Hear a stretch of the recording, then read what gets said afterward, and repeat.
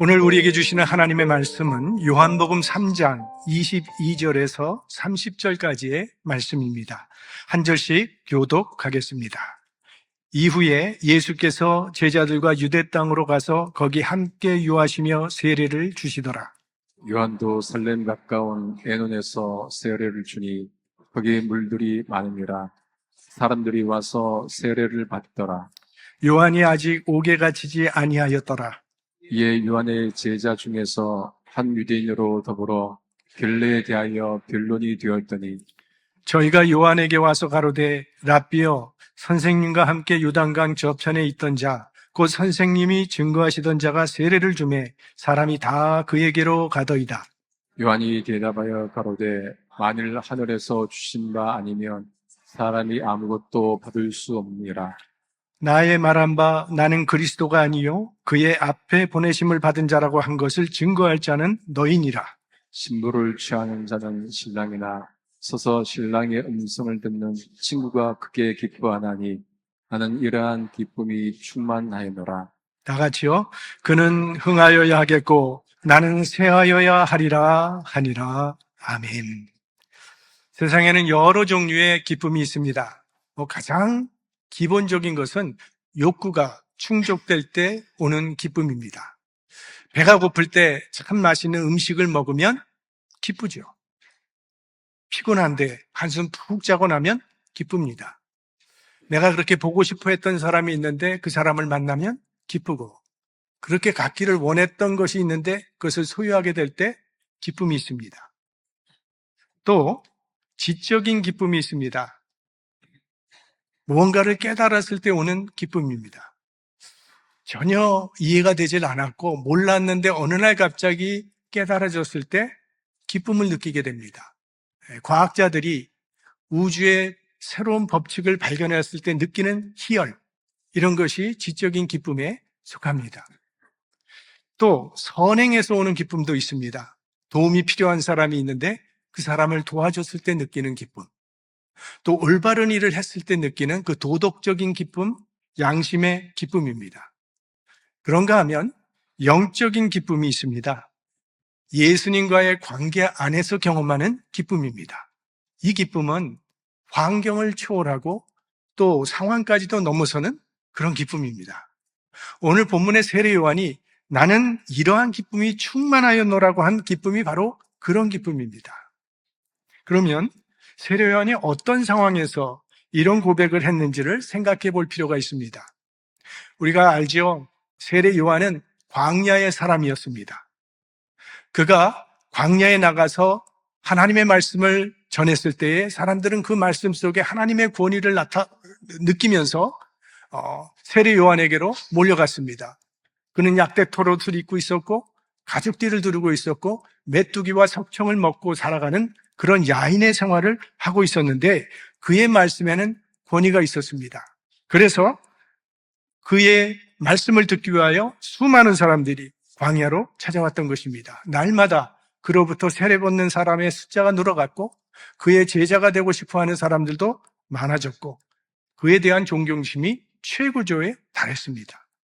예루살렘에 있는 종교 지도자들조차도 혹시 그가 그리스도가 아닐까, 그렇게 관심을 갖고 사람을 보내서 물어보았죠. 그만큼 그에 대한 관심이 컸습니다. 그야말로 당시는 세례 요한의 시대였습니다.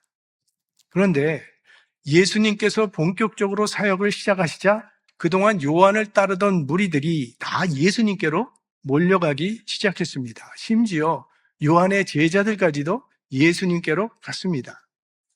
그러자 이 스승님의 인기가 떨어지고 있는 것이 불편하고 싫었던 요한의 제자들이 요한을 찾아와서 말을 하는 겁니다.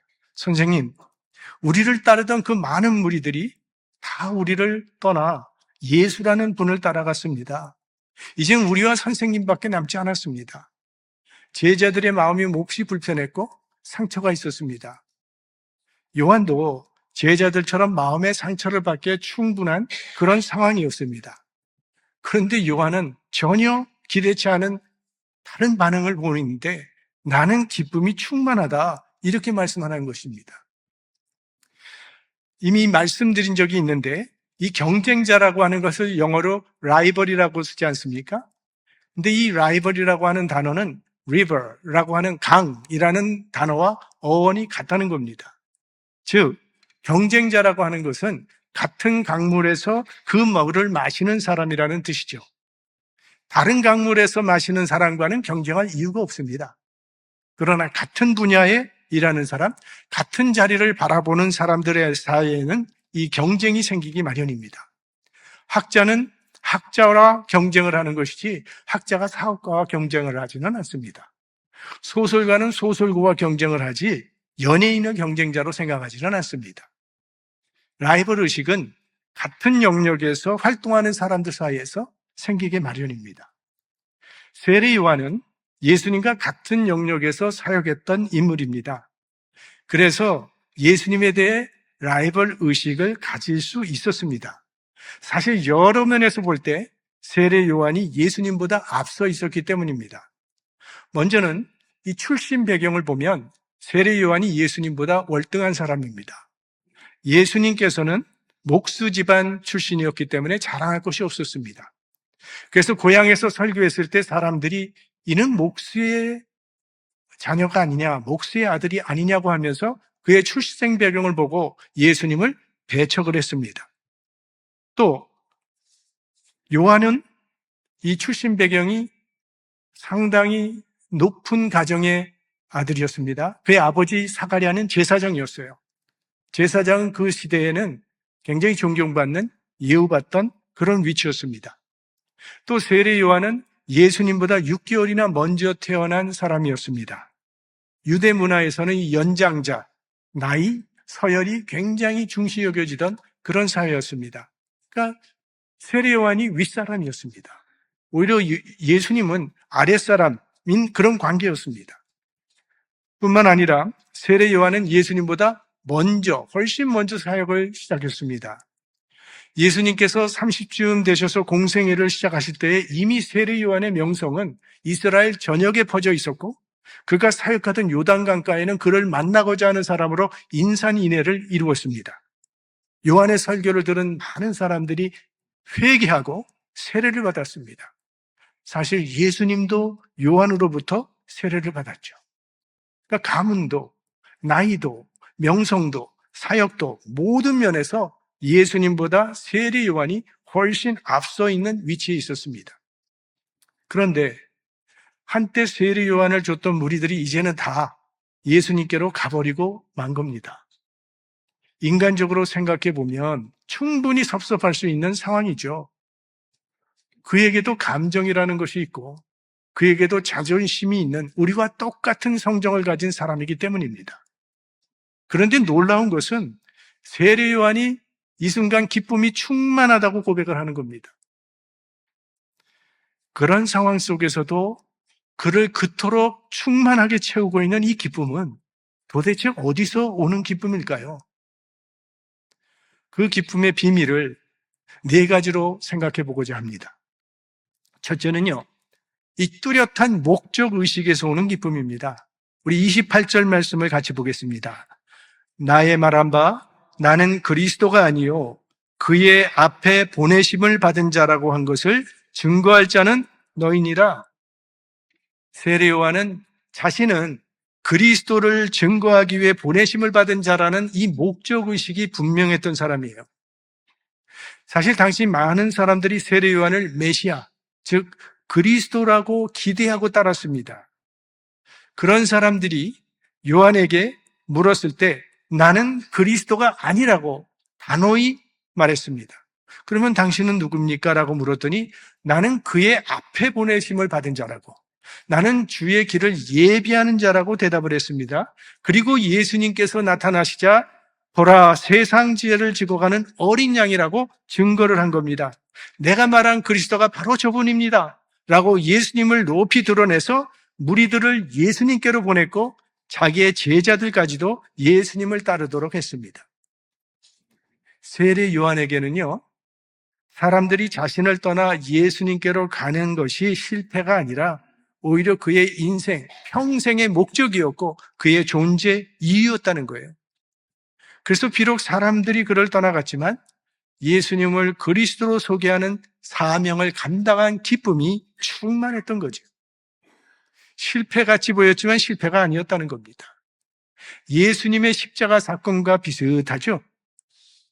제자들은 다 흩어졌고 종교 지도자들과 군중들의 그 야유 속에 처참하게 예수님께서는 십자가에 못 박히셨습니다.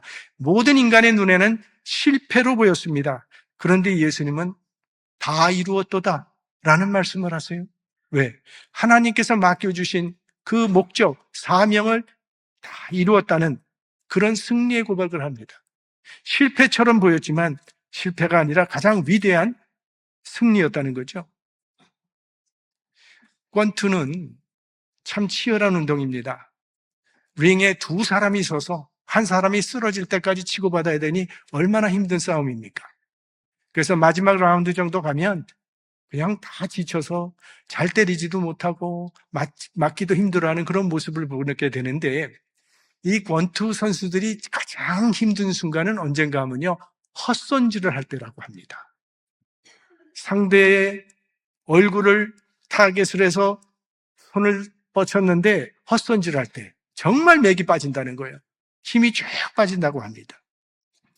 근데 우리 삶도 그렇다고 봅니다. 목적 없이 살 때 지치고 힘이 들고 맥이 빠지게 마련입니다. 하나님께서는 절대 목적 없이 우리를 만드시지 않으셨습니다.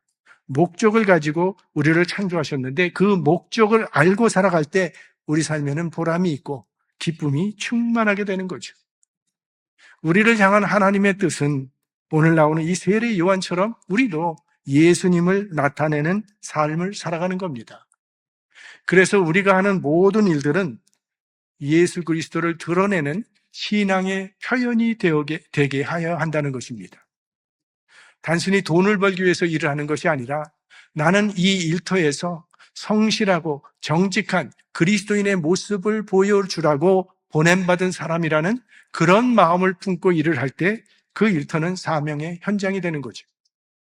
이웃을 대할 때, 내 옆집 사람을 대할 때, 또 식당에서 종업원들을 대할 때, 혹은 가게에서 캐시어들을 대할 때 정말 그리스도인다운 친절함으로 그들을 대할 수 있는 그런 기회가 될 수가 있습니다. 우리는 예수 그리스도를 세상에 나타내도록 부름받은 사람, 무슨 일을 하든지 어떻게 예수 그리스도의 사랑을 전할 수 있을까? 어떻게 하면 예수님을 더 나타낼 수 있을까? 이러한 마음을 품고 살면 우리 인생 전체가 사명의 현장이 될 수 있는 것입니다. 예수께서는 나를 떠나서는 너희가 아무것도 할 수 없다고 말씀하셨죠. 예수님과의 관계가 잃어버린, 관계가 없는 수고는 공허한 뿐이라는 것입니다. 참된 기쁨은요, 우리 삶의 목적을 주님께 맞추고 살아갈 때 찾아오는 선물입니다. 두 번째 요한의 기쁨은 내 자리를 지키는 기쁨입니다. 우리 사람에게는 누구나 다 자신을 좀 크게 보이고자 하는 과시 본능이 있습니다. 미국의 사회학자 얼빙 고프맨이라고 하는 사람은 인간은 다른 사람들에게 자신을 어떻게 보일 것인가를 의식하며 자신을 나타내는, 자기를 연출하는 연출적 존재라고 그렇게 보았습니다. 그러니까 타인 앞에서 자신을 의도적으로 연출한다는 거죠. 마치 무대 위에선 연기자처럼. 그러니까 상대방이 좋아할 만한 모습을 내가 그런 사람이 되기 위해서 꾸미는 존재라는 그런 이야기입니다. 예를 들어서 남녀가 이성교제를 하게 될 때 남자들은 무슨 생각을 하냐면 어떻게 하면 저 여자를 나에게 반하게 할 수 있을까를 생각해서 그런 모습으로 나를 꾸며가게 됩니다. 운동을 좋아한다고 하면 갑자기 헬스장에 자기도 찾아가게 되고, 책을 좋아한다 그러면 책도 있는 척도 하고, 뭐 꽃을 좋아한다 그러면 꽃도 선물을 주고, 말투도 좀 달라지고, 옷차림도 달라지는, 이렇게 해서 상대방이 나에게 호감을 갖도록 한다는 것이죠. 그렇다고 뭐 남자들이 죄책감을 느낄 필요는 없습니다. 속이려는 것은 여자 쪽도 마찬가지이기 때문이죠. 그래서 서로 속고 속이면서 데이트를 하다가 결혼한 후에 속았다고 하는 말은 바로 여기에 있다는 거예요. 이유가. 사이비 종교 전문가들의 통계를 따르면요, 대한민국에는 자칭 하나님이라고 주장하는 사람은 20명, 재림 예수라고 주장하는 사람은 50명, 총 70명이라고 합니다. 굉장한 나라죠. 당시 세례 요한은요, 무리들로부터 메시아 같은 대접을 받고 있었습니다. 그가 메시아이길 기대하는 많은 사람들이 그를 찾아왔고 그를 떠받들었습니다. 그런데 이제 그런 사람들이 하나둘씩 요한을 떠나서 예수님께로 가고 있습니다. 자, 이런 상황이라면 사실 세례 요한도 마음이 흔들릴 수 있습니다. 그도 인간이기 때문에. 그러나 요한은 겸손하게 자신의 자리를 지킵니다. 27절 같이 보겠습니다. 요한이 대답하되 가로되 만일 하늘에서 주신 바 아니면 사람이 아무것도 받을 수 없느니라. 누구든지 하나님으로부터 받은 것이 있습니다. 우리 중에 아무도 받은 것이 없다고 할 사람은 없습니다. 누구나 하늘로부터 받은 것이 있는데 그 받은 것, 그것을 감사하면서 살아가면 행복할 수 있어요. 그런데 그 이상의 자리에 올라가기 원하는 그 마음이 문제가 됩니다. 에덴 동산에서 아담과 하와의 비극은 자신의 위치에 만족하지 못하고 더 높은 하나님 자리까지 올라가고자 하는 교만 때문에 시작되었죠. 마음이 교만해지면요, 감사를 모르게 됩니다. 모든 게 자신의 마땅한 권리라고 생각하기 때문에 감사는 없고 불평과 불만이 앞서게 됩니다. 마음이 겸손한 사람은요, 어떤 상황에서도 감사할 줄 압니다. 왜? 모든 게 생각해 보니 내게는 과분한 하나님의 은혜라고 생각하기 때문에. 세례 요한은요, 자신은 예수님의 신발끈을 풀기도 감당치 못할 그런 사람이라고 고백을 했습니다. 그런데 그런 자신에게 주님의 길을 예비하는 거룩한 사역을 맡겨주셨다고 하면서 그 사명의 자리를 감사함으로 여기며 충성스럽게 감당했던 겁니다. 사도 바울은 자신은 교회를 핍박했던 죄인 중에 괴수라고 고백을 했습니다. 그런 자신이 예수 그리스도의 사도로 부르심을 받았다고 하면서 그 사명의 자리를 평생 소중히 여기며 끝까지 충성했습니다. 기쁨은요, 더 많은 것을 소유하고 더 높은 자리에 올라가서 주어지는 것이 아니라 하나님께서 내게 주신 그 사명을 소중히 여기고 내게 맡겨진 자리에서 충실하게 살아갈 때 찾아오는 하나님의 선물입니다. 셋째는 요한에게는 지금 들러리의 기쁨이 충만했던 것입니다. 바리새인과 서기관과 제사장과 같은 종교 지도자들이 그렇게도 예수님을 미워하고 죽이려고 했던 이유는요, 군중들의 마음이 예수님께로 쏠리는 것이 싫었기 때문입니다. 그들이 가르칠 때는 들은 척도 안 하던 군중들이 예수님만 나타나면 그 말씀 듣겠다고 며칠씩 굶어가면서 5천 명씩 떼를 지어가는 것을 보면서 심사가 뒤틀렸던 겁니다. 그들은 병 하나 고치지 못했는데 예수님께 찾아간 사람들은 다 치유받았다고 예수님을 높이면서 선전합니다. 예수님의 영향력이 커지면 커질수록 그들의 마음에는 시기와 질투심이 점점 더 커졌죠. 그래서 예수님을 죽음으로 몰아갔던 것입니다. 우리 자녀들이 어렸을 때 우리 부모들은 그 운동 경기를 구경할 기회가 종종 있었을 것입니다. 가보면 아이들보다 부모들이 더 열을 냅니다. 월드컵 이상으로 열을 냅니다.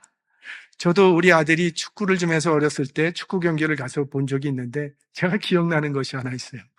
한 아이가 이제 공을 잘 몰고 가서 상대편 골문 바로 앞에까지 왔습니다. 그냥 툭 치면 들어가는 그런 상황인데 얘가 미끄러져서 헛발질을 했어요. 그랬더니 어떤 분화가 오케이, 예스 하면서 막 박수를 치더라고요. 사촌이 땅을 사면 배가 아프다는 말이 있죠. 그런 마음으로 살면 불행해집니다.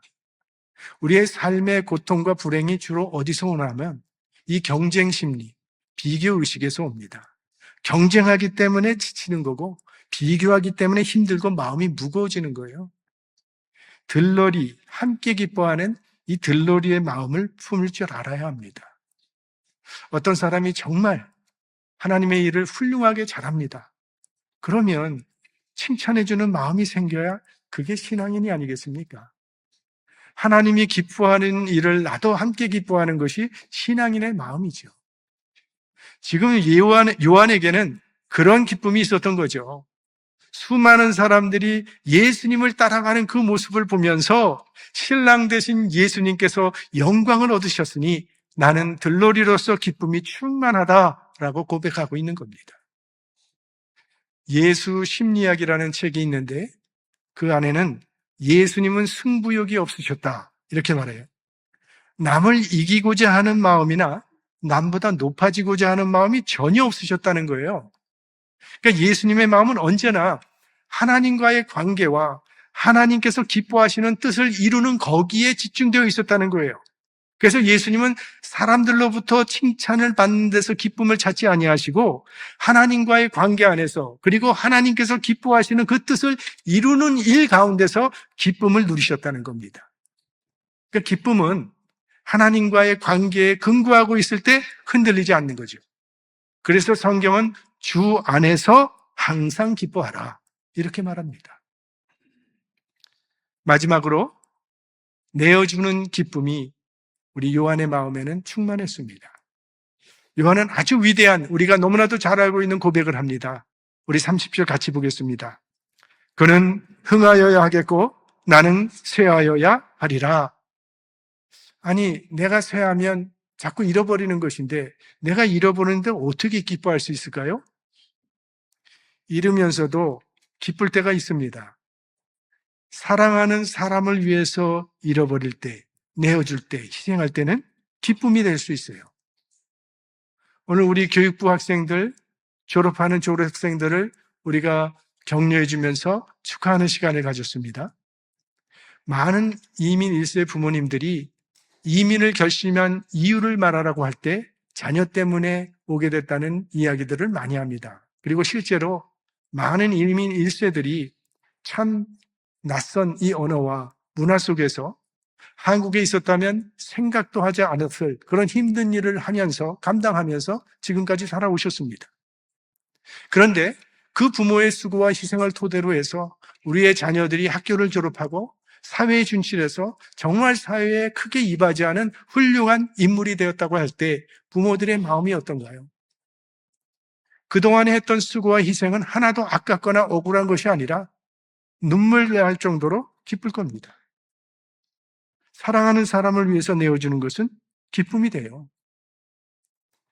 오래전에 우리 대한민국에서 큰 홍수로 많은 피해를 입게 됐을 때 그때 신문에서는 30대 부부의 아름다운 천만 원 이야기가 기사화된 적이 있었습니다. 이 부부는 결혼할 당시에는 가난해서 신혼여행을 가지 못했습니다. 그래서 우리가 결혼 10주년이 될 때는 해외로 신혼여행을 가기로 약속을 했습니다. 그리고 그때부터 매달 7만 원씩 적금을 부었습니다. 그렇게 크지 않은 적은 월급에서 매달 하는 것은 쉽지 않은 일이었지만 그러나 그 10년 후를 생각하면서 꾸준히 적금을 부었습니다. 도중에는 집을 장만하는데 중도금으로 사용할까라는 생각도 있었지만 아니지, 약속을 지켜야지. 끝까지 붓고 부어서 결국 10년이 되어서 1,000만 원이 되었습니다. 이제 드디어 꿈꾸던 해외여행을 갈 수 있는 그 해가 왔는데 하필 그 해에 집중호우로 수해 지역에 있는 어린아이들이 분유가 없어서 기저귀가 없어서 고통받고 있다는 그런 소문을 듣게 됩니다. 그 소식을 접한 부부가 고민을 하다가 마음을 바꿨어요. 이 1,000만 원을 가지고 해외여행을 가는 것보다는 어려움에 있는 이 아이들을 돕는 것이 훨씬 보람 있는 일이겠다.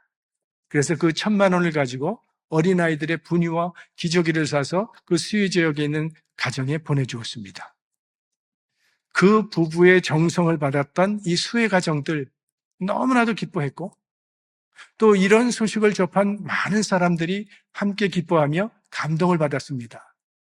그러나 가장 기뻤던 사람은 이 결혼 10주년 여행을 희생한 부부였습니다. 우리 삶은 가치 있는 일에 바쳐질 때 기쁨과 보람을 느끼도록 되어 있습니다. 어느 집사님께서 간암 말기라는 진단을 받았습니다. 의사는 이제 2달 정도 살 수 있습니다. 라는 말을 해줬습니다. 얼마 남지 않았다는 마음으로 그동안 내가 어떻게 살아왔는지, 하나님과 이웃을 위해서 무슨 일을 했는지를 생각해 보니 생각할 만한 일이 잘 떠오르질 않았습니다. 내가 이 지금까지 너무 나만을 위해서 살아왔구나. 허송세월을 보냈구나. 라는 마음에 하나님 앞에 눈물을 흘리며 회개를 했습니다. 그리고 이제 얼마 남지 않았는데 그가 해야 할 일들을 하나씩 정리해 나가기 시작했습니다. 무엇보다도 먼저 마음에 걸리는 사람이 있으면 그 사람을 찾아가서 용서를 구하고 화해를 했습니다. 그리고는 그의 소유를 정리해 나갔습니다. 먼저 빚진 것을 다 갚았습니다. 그리고 자녀들이 있는데 자녀들을 위해서도 넉넉하게 유산을 떼어놓았습니다. 그리고 그동안 하나님과 이웃을 위해서 한 일이 별로 없는데 이제 마지막이라도 그런 일을 좀 해야 되겠다고 해서 구제헌금과 선교헌금으로 내어놓았습니다. 그리고는 마지막으로 유서를 써서 성경책 속에 넣어두고 매일 하나님의 말씀을 읽으면서 조용히 죽음을 기다려왔습니다. 2달이 지나도 아무 일은 없었습니다. 그래서 참 감사한 마음으로 계속 성경을 읽으면서 살아가는데 몇 개월이 지났는데도 몸에 아무런 이상이 없는 겁니다. 그래서 이게 어떻게 된 건가 하고 이상해서 병원에 가서 다시 검사를 해보았더니 오진이었답니다. 너무나 기쁜 소식이죠. 목사님이 그 소식을 듣고 그 집사님 집에 신방을 갔습니다. 집사님, 그동안 애써서 모아두었던 재산을 그렇게 많이 쓰신 거 후회되지 않으세요? 집사님이 아닙니다. 지난 2개월이야말로 제 생에 가장 기쁘고 의미 있는 시간이었습니다. 앞으로 얼마를 살든 저는 그렇게 살기로 결심했습니다. 여러분, 이 세상에서 가장 기쁘고 가치 있는 일은 주님을 위해 사는 일이라고 믿습니다. 말씀을 마치겠습니다. 세례 요한은 자기를 따르던 무리가 예수님께로 가는 모습을 보면서 나는 기쁨이 충만하다고 고백을 했습니다. 그의 기쁨은 하나님께서 맡기신 사명을 감당한 기쁨이었고 겸손히 자신의 자리를 지킨 기쁨이었으며 예수님을 높이는 들러리의 기쁨이었고 주님을 위해 자신을 내어드리는 기쁨이었습니다. 세상은 더 많은 것을 가지면 더 기쁠 것이고 더 높은 자리에 오르면 행복할 것이라고 말을 하는데 오늘 세례 요한은 정반대의 길을 우리에게 보여줍니다. 그는 흥하여야 하겠고 나는 쇠하여야 하리라. 기쁨은 나를 높이는 데서 오는 것이 아니라 예수 그리스도를 높이는 데서 오는 것이고 기쁨은 더 많이 차지하는 데서 오는 것이 아니라 하나님의 나라를 위해 내려놓는 데서 오는 것이라고 하는 진리입니다. 그런 기쁨이 여러분의 삶 속에 충만하시기를 주님의 이름으로 축원합니다.